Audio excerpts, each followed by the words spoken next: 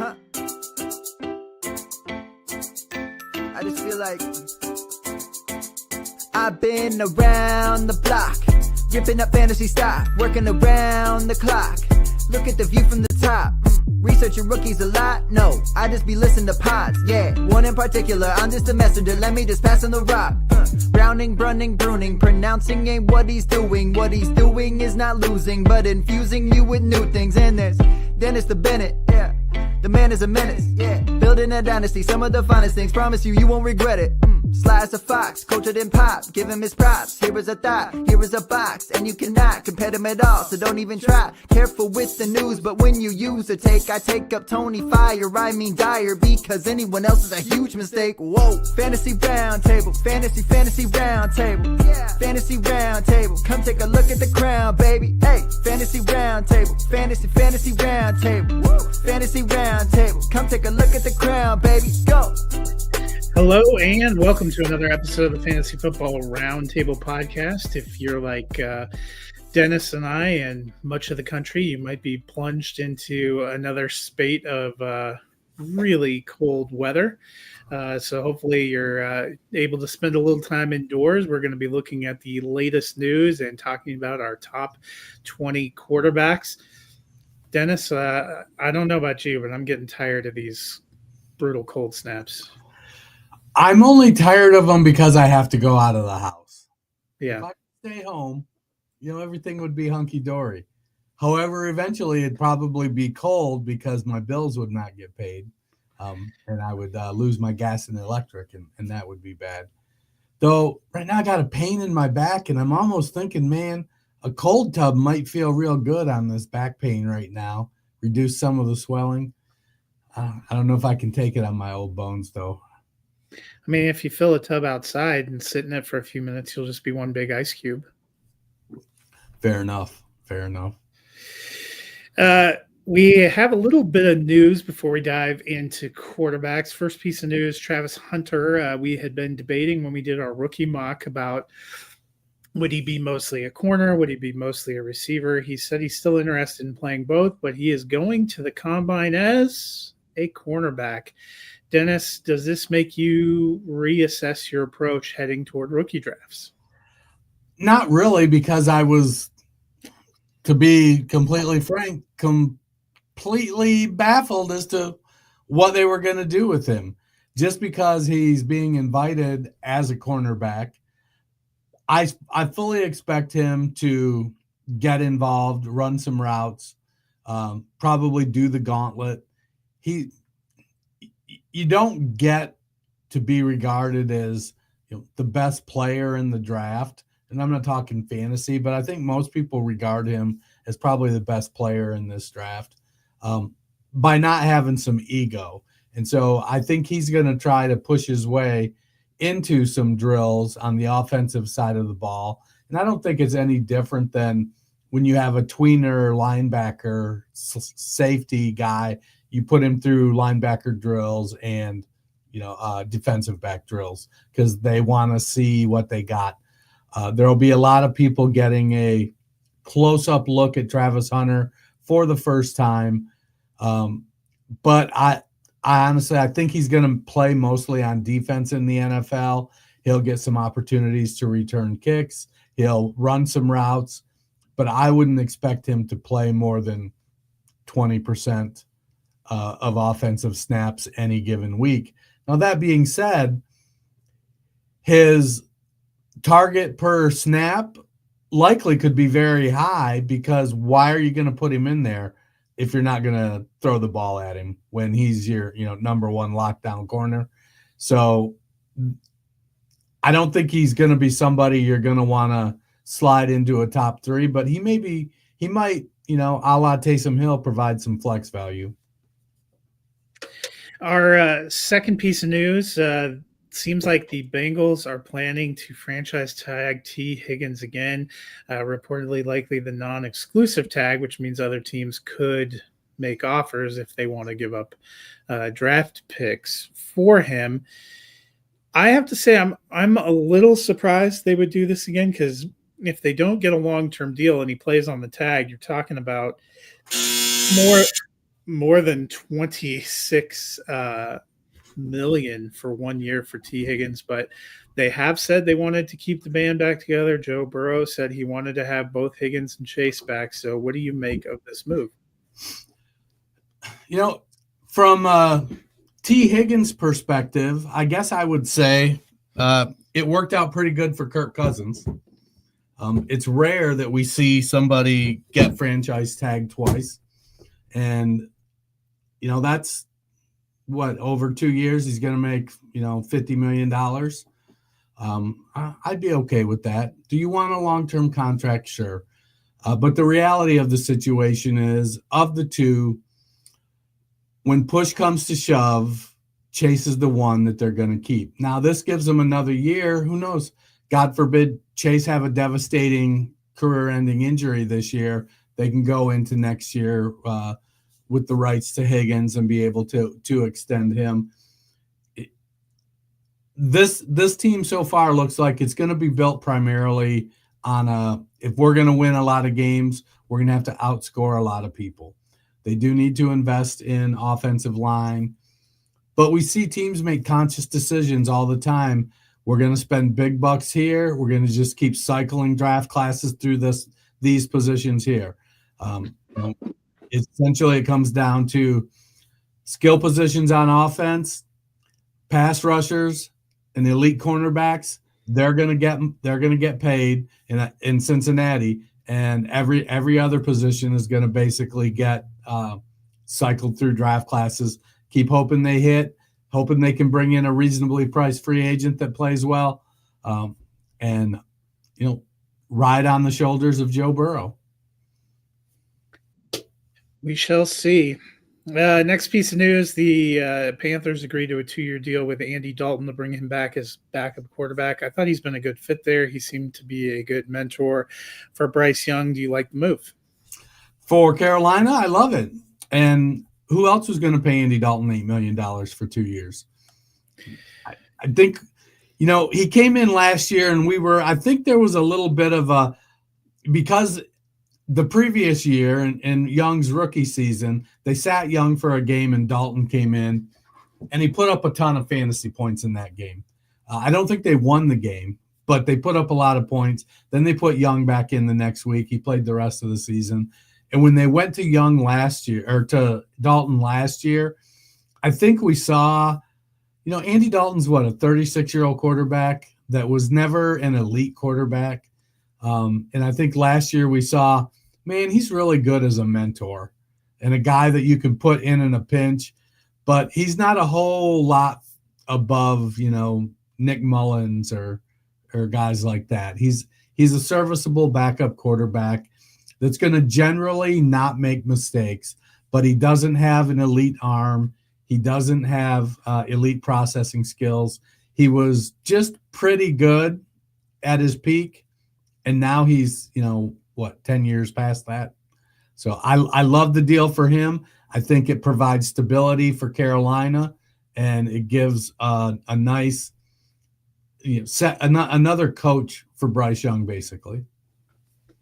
Last piece of news, Dolphins making some cuts. They are going to release Raheem Mostert. I did not have him very high in rankings. We didn't see a lot from him last year. He's on the wrong side of 30, kind of been a journeyman back. Is there a reason to be holding him in Dynasty? Only in the deepest of deep leagues. He's going to land somewhere because he does provide he's a good all-around back. He's good in pass protection. He's got okay size, still explosive, but he's not a guy that for most of his career has been able to carry a heavy workload. He's a good committee back, but at this age, I think you're looking more of, if you roster him, he's behind somebody that has to get injured. He may be behind two people that have to get injured, or somebody gets injured and then so if a bell cow gets injured and Mostert's on the team, now Mostert's splitting carries with somebody else. Can that be functional for fantasy? To an extent, it puts him probably in flex consideration. He does have enough juice that, on a relatively inconsistent basis. He'll put up some big plays, but I think at this stage of his career, he's a back end of the roster guy. You hold for depth because he's a veteran, and if he gets a chance to play, he's going to be okay. Probably not great, but okay. Well, that's the news that's out there right now. We'll see what other things transpire as we move forward, getting closer to the combine too, which we'll look at in a couple of weeks. But let's continue. We looked at our first 20 Dynasty quarterbacks on last Tuesday. Now we're going to do 1 through 20. So, Dennis, why don't you kick us off with 20 through 11? So at 20, I got the aforementioned Bryce Young. And, I must say, as a longtime editor, there's no word that Grammarly hates more than the word aforementioned. I think Young is, he showed a lot of growth the second half of the season. He ended the year as QB 24. He was, let me fix my thing here. From week 8 on, after he returned to the starting role, he was QB 16, and he just kind of got better as the season went on. It wouldn't surprise me to see him take a step. I think 20 is probably low for him, especially if they go out and bring in a top-notch alpha receiver, which I know so many of us in the fantasy community are expecting that to be what happens. They're going to have Adam Thielen's going to still be there, slot role, short area guy. We're going to be waiting on the athleticism of Xavier Legette to burst through. Jalen Coker's there, but I don't think anybody's mistaken him for an alpha. That doesn't mean he can't turn into it, but I would expect them to go and get somebody. I mean, we could see them sign an Amari Cooper in free agency, or even a Stephon Diggs, one of those aging alpha type of guys. Or they could go in the draft and see what they can get there. If Tet McMillan falls to them, I think they're picking 7th. If McMillan was there, I would expect them to jump on him. But their defense needs a lot of work. And so if the defense keeps giving up points, then I think it's going to be good for Bryce Young, because that means he's going to have to score points to keep up. But I got Bryce Young at 20. Michael Penix at 29. We don't know a lot about how Penix is going to work out long-term in the NFL. He came in with 3 games, 2.5 games left in the season. And we've got they've got some weapons in Atlanta. Can they put together a line to keep him upright? He's got a big arm. He's not afraid to make throws. Penix is another one that if he was to have a breakout right now, like Mahomes did after his second year, I don't think anybody would be surprised. He was a gunslinger at Washington. Yes, he's got a long injury history, and that's always a concern. But I like Michael Penix at QB 19. I've got Dak Prescott at QB 18. I'm a little bit torn here. It feels like we're getting to the end of the Dak Prescott era, but it also feels like Jerry's going to play reruns for 5 seasons, and that means Dak isn't going anywhere. I like Prescott and CeeDee Lamb as a combination, though it showed last year when they turned over 60% of their offensive line that they really need to get back and invest in that. And then they had a probably the worst running game in the NFL, and that didn't help things. Then Prescott got injured. He was QB 20 up until his injury, so he did get off to a slow start, and I think some of that was a function of the offense not being very balanced. So I think he feels like a guy that's starting to fade into that QB2 range. QB 17, I got Trevor Lawrence. He finished his QB 27 last year. Another guy that missed some time. They're bringing in Liam Cohen as the new head coach. He's going to call plays. They have some weapons, but are they going to be able to get them to gel and be effective? What's Christian Kirk going to look like when he comes back? what are they going to do in the draft? They've got Tank Bigsby and Travis Etienne in the backfield. Is that really going to be enough of a running game that they can go ahead and focus on offensive line and wide receivers? I love Gabe Davis's big games, but his other games, not so much. They got somebody else here I can't remember. There's Thomas Kirk Davis and somebody else. Anyways, I've got Trevor Lawrence. He's never lived up to his potential. But he also seems to have been snake bitten and just doesn't quite. Things just don't fall his way. He's had a tough break since his first year in the NFL. Things just don't seem to click right. QB 16, I got Caleb Williams. Honestly, I was surprised that he was QB 15 last year. It felt a lot worse. And I don't think, Matt Eberflus and who was it? Mike Brown? Is that Thomas Brown? Thomas Brown, yeah. Did him any favors? It just hasn't been good there, even though he's got weapons. He's got DJ Moore. He's got Roma Dunze. He's got Cole Kmet. They released Gerald Everett, who caught all of 5 passes last year. DeAndre Swift and Roschon Johnson. So it feels like at the skill positions, Chicago has their core. They need offensive linemen. They need probably 3 offensive linemen. All 3 of their interior linemen, I think, are set to be free agents. And to be honest, I'd probably let them all walk. Maybe you bring one of them back. The hope in Chicago is Ben Johnson going to be able to work his magic? We'll see what happens. I'm a big Ben Johnson fan from his days with the Lions. And unfortunately, he just couldn't outscore that injured defense they had. Let's see. Number 15, I got Kyler Murray. Finishes QB 11 last year. He typically finishes higher than I expect because he has some games where he puts up, 2 rushing touchdowns or, 75 yards on the ground because of a broken play or something. And that tends to boost him up a little bit. Still hasn't thrown for 4,000 yards. I don't think he's a difference maker at quarterback. If I'm Arizona, I'm trying to get out of his contract first opportunity I get. And, now that being said, I don't know how many other quarterbacks that are better than him are actually out there. So it is quite the double-edged sword there. Number 14, I got Drake May. May finished his QB 22 on the year, and he had some moments where he looked like he was the real deal, and he had some moments where he looked like he was a rookie.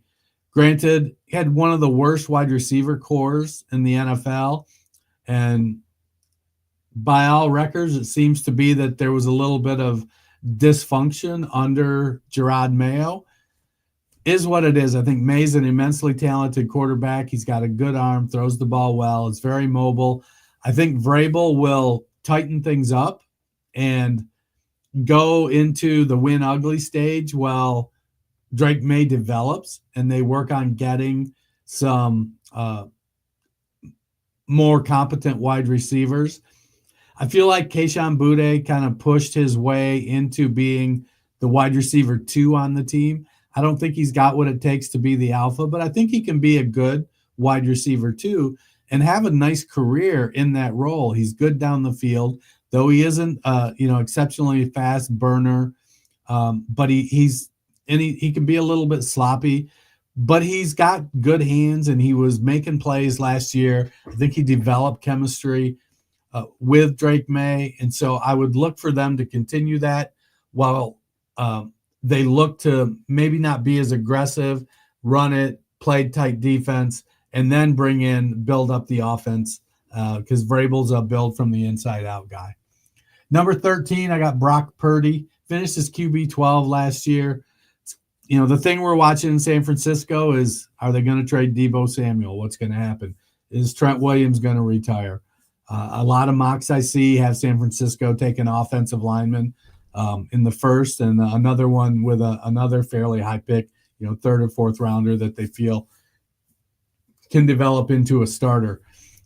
Purdy's had 2 elbow injuries though, and that's a little bit of a concern. I think he's a good quarterback. He's always going to be my example of, hey, when you got a guy that started 50 games in college, that matters. That counts for something. That helps the transition. There's no excuse. There's no substitute for experience, and Purdy is that guy who kind of showed that, and we've seen it with Bo Nix. As we look at some of these quarterbacks in this class, which is a little bit underwhelming, there's some of them that have played quite a lot of games that I think we may be selling a little bit short. So, let's keep an eye on and see what Purdy can do. If he can stay healthy, Christian McCaffrey comes back, really boosts the running game. That takes a lot of pressure off it. I like Purdy. I think it wouldn't surprise me if he was a top 10 quarterback, but I've got him at QB 13. At QB 12, I've got Jared Goff. He finished as QB 6 last year. I'm a little nervous about the departure of Ben Johnson. I've heard a lot of good things about the new guy coming in, but we're just going to have to wait and see. Detroit's got a bunch of weapons. They have a very, very good offensive line, but they got some pieces that are getting old. Taylor Decker's not a spring chicken. Frank Ragnow, not a spring chicken. They got some guys that, we should be looking at a succession plan for them in Detroit. But when you've got Jahmyr Gibbs and David Montgomery and Amon-Ra St. Brown and Sam Laporta, that bodes well for your passing game. Now, Goff doesn't give you anything in the running game. He doesn't really give you anything in the quarterback sneak game. He's no Jalen Hurts there. So if he's having one of those 5 interception games, chances are it's not going to be great for you for fantasy. And then at number 11, I got Jordan Love, finished as QB 16. Green Bay they've got a bunch of pretty good wide receivers.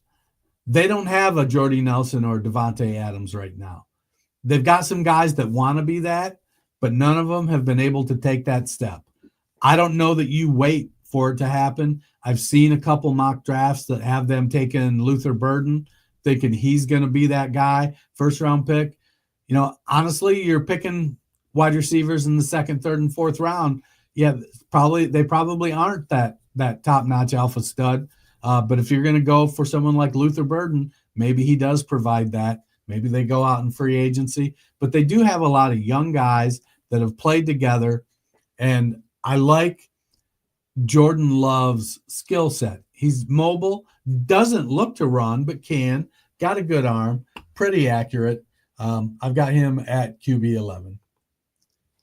Yeah, I think for me, I was pretty settled on 20 and 19, and I was pretty settled on my top 7, but that 8 to 18 range, I've moved them around a lot. You and I have pretty much the same players, but just in different orders here in the top 20. We both have the same number 20 at Bryce Young. I was encouraged by the step I think we saw him take at the end of this season.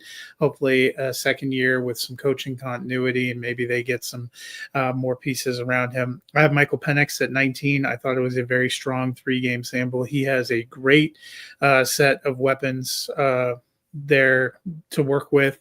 So very encouraged by that. I have Trevor Lawrence as the one I went with at 18. He has had more questionable years than good years. And Yeah. I know he's changed coaches a couple of times, but he's looking to me almost very decidedly QB2. And I'm not as sold by what they're doing. I think there's a reason there's a lot of rumors that that people are trying to acquire him and he may be able to leave Jacksonville. So we shall see. I have Caleb Williams at 17. I didn't think it was a terrible rookie year, but it wasn't incredible. We'll see if new coaching staff can help. I think there was some questions for me on some of his, we even commented about it a few times. It looked like everything he was throwing was just as hard as he possibly could. Can he learn to have some more touch? There were some questionable decisions, I thought, which is what separates him maybe from some of these other rookies. But, there's time to grow, and Chicago certainly had its fair share of issues coaching. I have Kyler Murray at 16. I'm sure Jonathan Gannon thinks long and hard about whether Kyler's the right guy. We have still, even with all these different offensive systems they've put him in and additional weapons, we've still never seen him have a 4,000-yard season, which feels like in the modern quarterback era, not that high a bar. So we shall see. 15, I have Dak Prescott. I know you had him a little lower. I thought about that. He is definitely getting older, but there is some continuity with the offensive coordinator that he had before. And if he's healthy and they can get a little better offensive line, maybe an actual running back, that could help.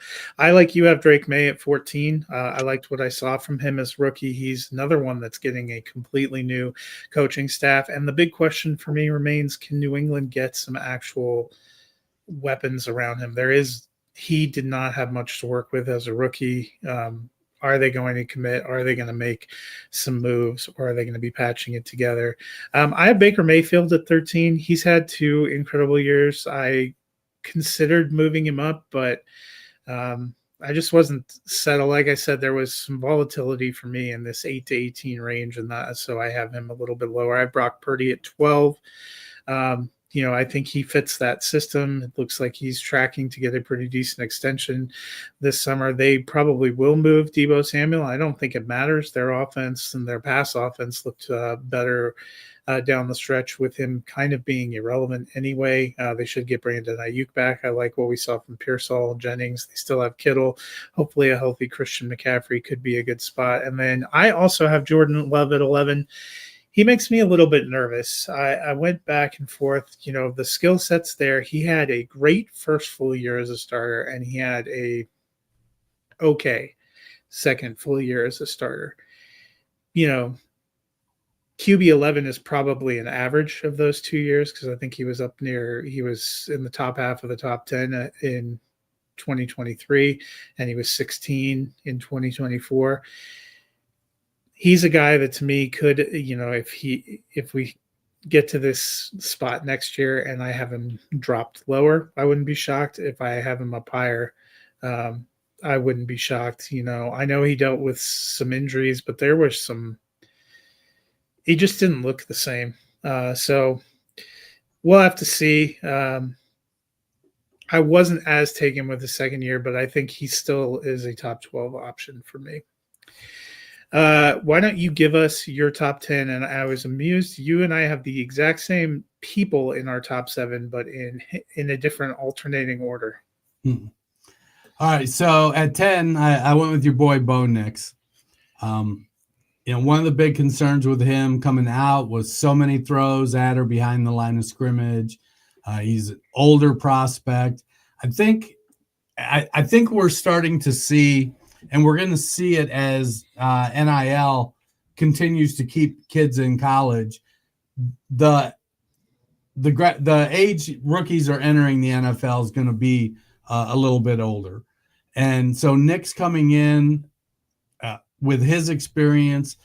I think him and Purdy have started the most college games in history. So Nick's has a ton of experience. I didn't think he would be a first-round pick, but Sean Payton identified something he liked. He went and got him, put him in position.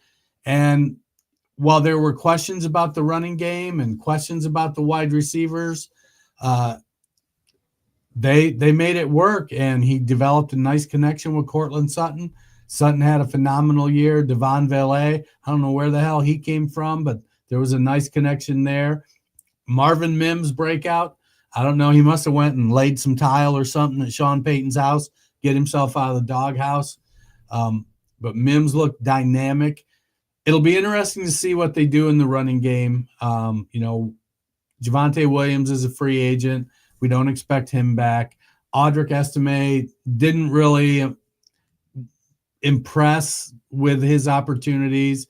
But then again, he had a lot of opportunities where he didn't get, just didn't seem to get enough work to get going. And he's one of those big backs that you think need to, deliver some punishment until you get towards the end of the game. And he starts to kind of, take advantage of that. Jaleel McLaughlin seems like a serviceable Jag. But other than that, what are they going to do at running back? I've seen a couple mocks having them taking Ashton Jeanty. If he falls to them, that would be exciting. I guess he's widely considered the best running back in this class. So I would expect he's gonna get a lot of touches if he does. That being said, Bo Nix at number 10. He finished his QB 9 last year. Good runner, surprisingly. I guess not surprisingly if you watched him in college, but he puts up numbers on the ground as well, and so I think that's one of those things where it moves him up the rankings a little bit because he'll get some yardage. Do I expect him to have a 700-yard season? No, but I think you should expect 250 to 400 yards on a fairly consistent basis based on his mobility and ability to run. Number 9, I got Baker Mayfield. Finished his QB 5 last year. I'm a bit higher on Baker than you are.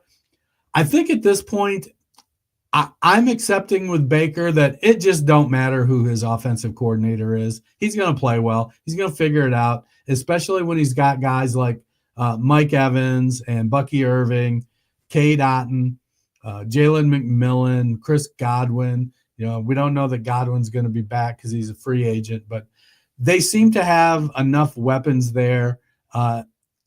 And they've got Mike Williams, and that seems like a good thing to have. So I've got Baker up there at number 9. CJ Stroud at number 8. He had an off sophomore year.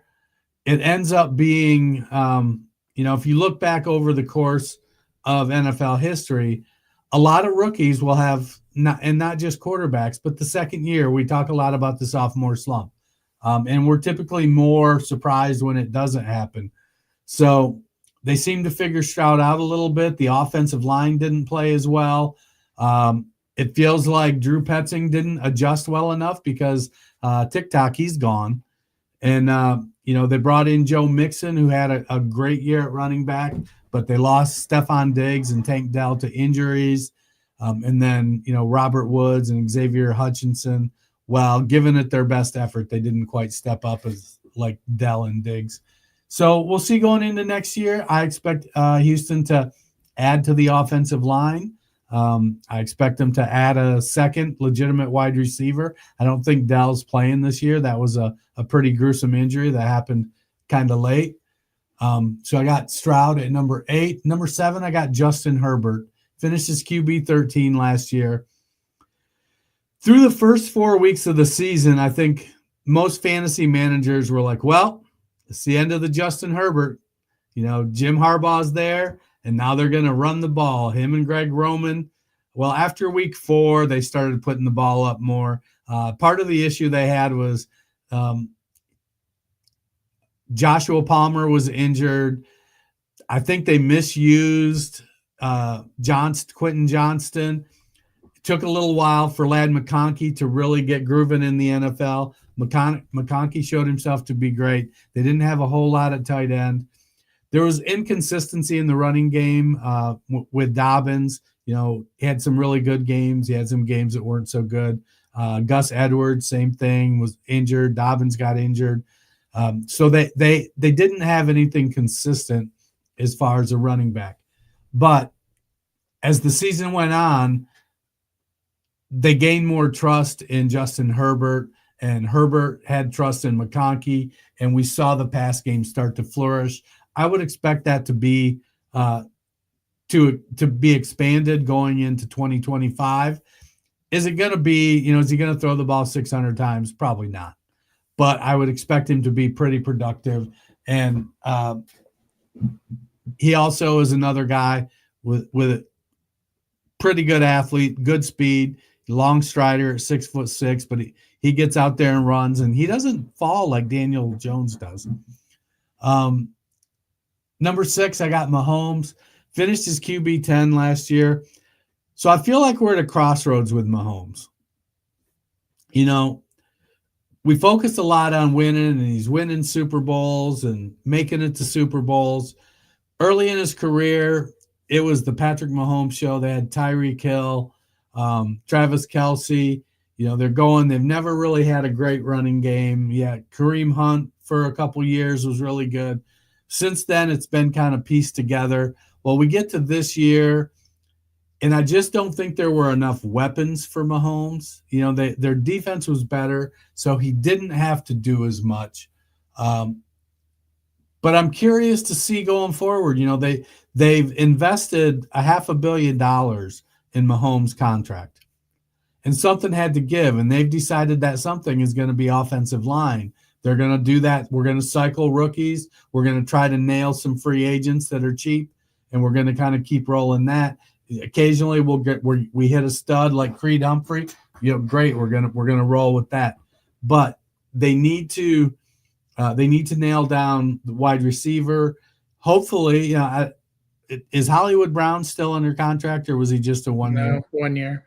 Okay, so Rashee Rice will be coming back. Xavier Worthy It's got his legal stuff to play out this offseason. Yeah, Xavier Worthy was much better than I expected. So, and it wouldn't surprise me, honestly, if they kind of get an inkling that Rice is going to miss 6 or 8 games, that maybe they do bring Hollywood Brown back, because he's still a pretty good wide receiver. Now he's had a year in their offense, and so they can bring him back, give him some more of that pop. And then when Rice comes back, I think they got a pretty solid trio there. They need to do something at running back. It's cool to watch Isaiah Pacheco bang heads. And Patrick Mahomes runs a little more in the playoffs than he does during the season.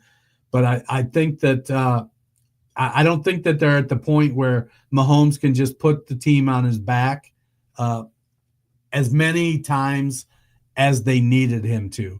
Can he still do it? Yes. But can he do it week after week after week? We've seen some slowing down with Kelce.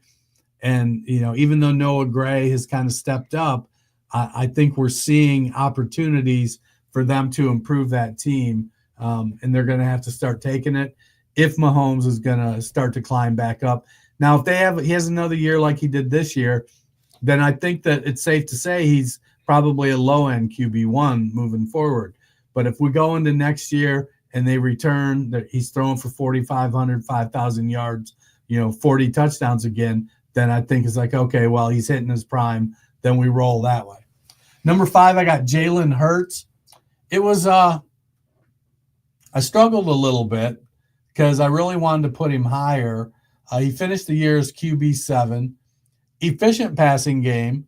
We know how he just vacuums up fantasy points with those 1-yard touchdown runs. It seemed like, every other drive was getting stopped at the 1-yard line, and they were pushing him in.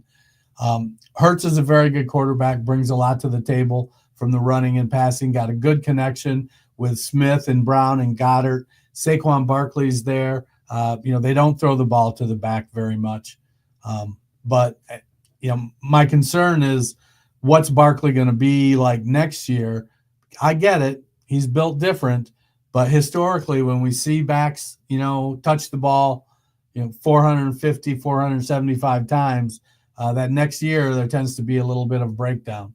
So hopefully Saquon takes some nice, easy summertime, doesn't work himself too hard. But Jalen Hurts is my QB5. Joe Burrow's QB4. He finished his QB3 last year. With Burrow, it's almost all on his arm. It's the passing game. When he came into the league, he was a better athlete. And while he hasn't been in the league that long, he's had that knee injury, and that kind of took some of his rushing prowess away. Doesn't look to run. Not afraid to throw. T. Higgins and Jamar Chase. He drops it in there. He's a mad bomber. There's talk now they're going to franchise tag Higgins. So, we'll see. They may have the band back together for one more year. Maybe they draft another wide receiver to replace him and let him walk. If they go with the non-exclusive tag and they let somebody sign him and they get a high draft pick for it, that helps them to rebuild it. But I got Joe Burrow at 4. Number 3, I got Jaden Daniels. Finished his QB4 this year. I think he's just going to get better. Very, very good runner, very good passer. They do need to invest some in the offensive line. Their running back game is a bunch of Jags. I don't know how much you invest in the running game. This is a running back draft where there are a lot of guys that should have good NFL careers, but most of them are, he's a very good passing down back. Oh, he's a 2-down grinder or whatnot. There are a lot of different kind of specialists in this. And so the opportunity to bring in somebody to be an explode, if they brought in Travion Henderson to do what Austin Eckler never could, even when he was young, because of the speed Henderson has, phenomenal pass blocker, very good pass receiver, and runs the ball well. He's got good size, but they pair Henderson with, Brian Robinson to start out. That makes that offense very explosive. They got Terry McLaurin. We saw, who was their other? They traded Dotson. Who was the other receiver there? They had Noah Brown, De'Ami Brown. Yeah, De'Ami Brown started to break out. Lamidi Zacchaeus, probably. Yeah. So they've got some other weapons. They probably need somebody to be more consistent as the wide receiver too. We'll see if Ben Sinnott can push Zach Ertz out of the way. But Jaden Daniels is the man. He's good. Great for fantasy. Great for regular football if you're a Commanders fan. All right, 1 and 2. Maybe I'm biased. Maybe it's Maybelline. I went with Josh Allen at 2 and Lamar Jackson at 1. I just think Jackson, better runner. He's going to put up better running stats. I don't think we expect 1,000-yard season rushing out of Josh Allen. Allen is good. He's the fullback. He's a very good runner. I think also overall, I think Lamar Jackson has better receiving weapons. I think Andrews and Likely and Zay Flowers stand up very well against, Khalil Shakir and Dawson Knox and, Keon Coleman, Curtis Samuel. So they've got Baltimore has a better running game, tends to put Lamar in good position to not have to be a hero quite so often, and that allows him to throw touchdown passes. He had a very efficient season this year, had a better season this year than he did in last year's MVP season. And I think we're at peak Lamar Jackson. We've got a few more years of it, so I'm going to enjoy it. Josh Allen's nothing to sneeze at. Super quarterback, going to put up a ton of fantasy points. They've got a great team with James Cook in the running game, and Ray Davis seemed to be a real nice compliment to Cook. Davis, while not your big bruising back, he's got good size, 210-pounder, and can run inside pretty well. So they've got enough to complement each other. And, Cook had 16 touchdowns this year or something crazy?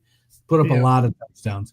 So Buffalo needs an alpha receiver. They need somebody to do what they hoped Amari Cooper would, but didn't. Yeah, that ended up being kind of a strange trade, weirdly.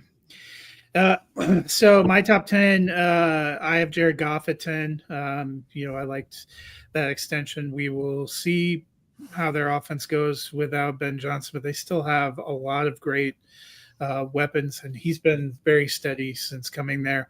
Number 9, I have CJ Stroud.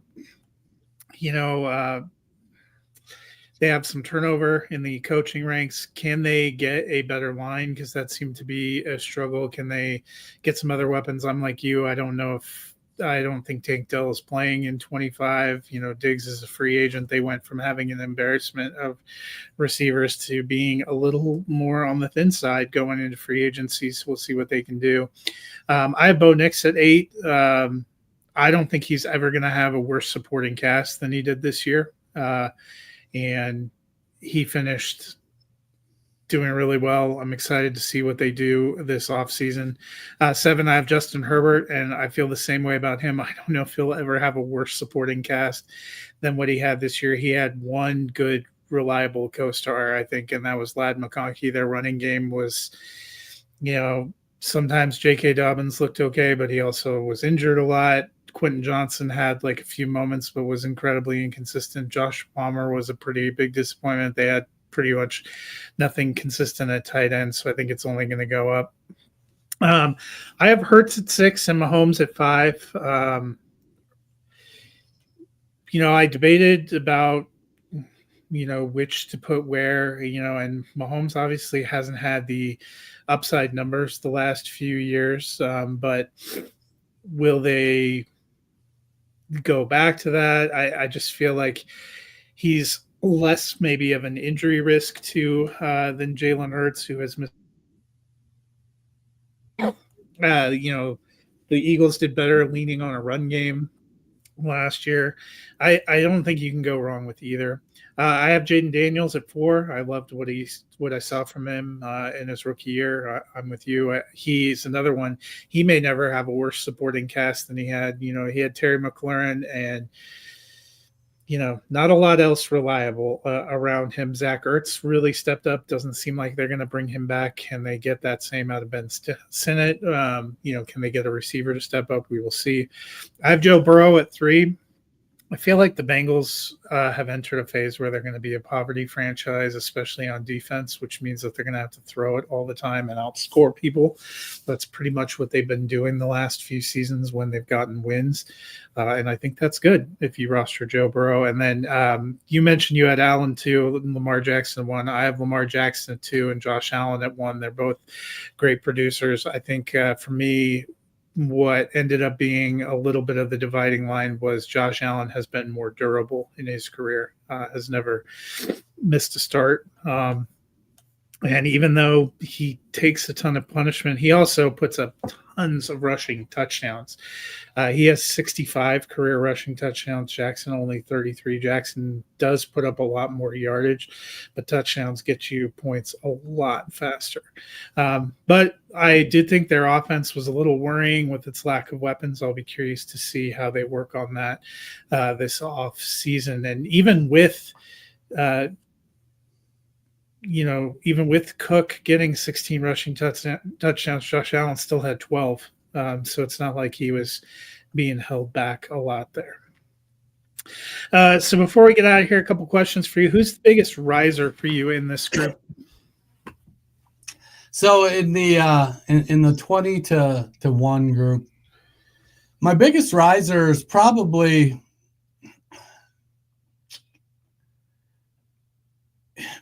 I've got to go with the couple bottom end guys in the group, and Michael Penix and Bryce Young, because they were both out. Penix was a rookie, didn't play until the very end of the year. Now he's, for lack of a better term, been anointed, and he's got some weapons on that team, and it looks like they're gearing it to go exactly how it reminds me of, he reminds me, I'm old. So for you kids out here, you're going to have to Google this. Reminds me a little bit of the old Raiders and Daryl LaMonica, the Mad Bomber type of offense. Penix is great at tossing the deep ball, got a big arm. And I think with Drake London and Darnell Mooney, you've got guys that can go get that. And so I got Penix at 20. I wouldn't be surprised if he finished as a QB1 just because they're going to need – they've got probably the best running back in the league. If they put some resources in the offensive line, the potential is there for Penix to have a phenomenal year. And so while I'm conservatively placing him at QB 19, he's my biggest riser and one I could see shooting way up the boards. Yeah, my biggest riser is Bo Nix, a rookie. I was not totally sold on him. I actually had him in the mid to low 20s going into the season. Bo was very impressed by what he did. He was probably the closest runner-up in Rookie of the Year and had a great closing stretch. Who is your biggest faller? Dak Prescott. I've got him at QB 18, and while he missed a good portion of the year last year, I feel like the window's closing on him. He was often, top 10, top 5 guy, throws the the Dallas offense in the Zeke years, they just put up a lot of points, threw the ball a lot. And I just feel like we're starting to see everything kind of catch up in Dallas right at the time when Dak's ability is starting to decline. I've got him at 16 or 18, and I got to be honest, I wouldn't be surprised if he finished it out as a QB3 this year. I don't know. I know people are talking themselves into Schottenheimer down there. We'll have to see. They make questionable personnel decisions and questionable coaching decisions there, and maybe we'll all be wrong about Schottenheimer, but Dak is the one who's dropped the most for me. Yeah, that was my one too, and I think the bigger question for me, even than coaching, is what they're going to do with that roster, because it needs a lot of help on offense, probably more help than it's needed in a while. Who do you think, you probably just mentioned, is Dak the guy you think could easily fall out of the top 20? Yeah, probably. I could see him making that drop. I don't see, anybody else that I have in there. Lawrence is probably the other one. Maybe he's just not that good. And, we keep looking at these traits, the big arm, the mobility, the 6'6". Maybe it just never gets put together. He wouldn't be the first, Jeff George had all the traits, just never put it together. So it wouldn't be the first time we've looked at a high draft pick with bated breath and then just watched him never achieve that potential. So, but yeah, Dak or Lawrence would be mine that I think could drop out. Yeah, Trevor Lawrence was the one I was going to lean on. That Jacksonville, that could go either way. And like you mentioned, he was only QB 27 last year, so it's not like he was lighting the world on fire, even though we had a very good season from Brian Thomas. Who was probably the hardest for you to rank in this group?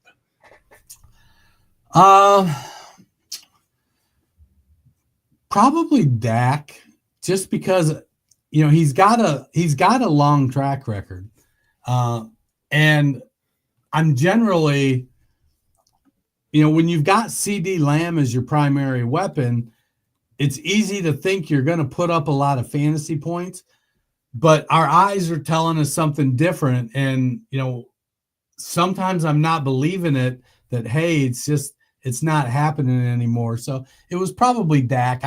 I spent most of my time trying to figure out, like, why do I not have Dak inside the top 12? Why do I not have him inside the top 15? What is it about these others? But it's Dynasty. Dak's 31 years old now. Yeah, he's getting older. So it's just ultimately, when I landed at QB 18, it almost felt like, there's moments when I look at my rankings and I'm like, should I have JJ McCarthy over him? He's coming into his second year, seems primed for success on a great team. Should I believe in Anthony Richardson? Another young guy with a lot of potential that's super raw. But ultimately, I think 18 was where he belongs. Yeah, I think my toughest was Caleb Williams. He was the number 1 overall pick. He didn't have that bad of a rookie season, and there's a lot of optimism with some of the coaching changes. But I just is still being a little cautious with him. At this point, we don't have any rookies in, but the draft is coming. Do you think by May you will have any of this year's rookie class in your top 20? No. Honestly, I'll be surprised if a rookie starts week 1. I know there's opportunities out there for them to get drafted high and earn the job. But by and large, I think this quarterback class has a lot of guys that need some seasoning. We need to put them on the grill. We need to add a little spice, flip them over a little bit. Don't rush it. Just be careful. Let it give us some time to marinate before it heads out there. Yeah, I don't foresee anyone jumping up into the top 20 either. I think I only put 1 or maybe 2 of them in after the draft in my top 20 last year, because you never know how it's going to pan out with rookies and whether they're going to play. We can see their situations, but this is not a highly touted class. So, and some of the situations where they could end up wouldn't be great. Right. Well, that'll do it for us today. We will be back on Friday, starting our Dynasty running back ranks. We're going to go 75 to 51. We're going to do them in 3 chunks over the next 3 shows, and we'll see what other news comes about. But if you're just literally chilling in your house or in your office, what can the people do, Dennis? They can head over to their favorite podcast platform, hit that search bar, type in the Fantasy Football Roundtable Podcast. Give us a subscribe, give us a like, leave us a rating, a review. You know, we got what I say we had last time. We're at 4.7, 4.8. Yeah, I think 4.8. Surprisingly good. Well, that'll do it for us today. Hope you guys have a wonderful rest of the week and hope it is a lot warmer by the time we meet again on Friday. Till then, see you later.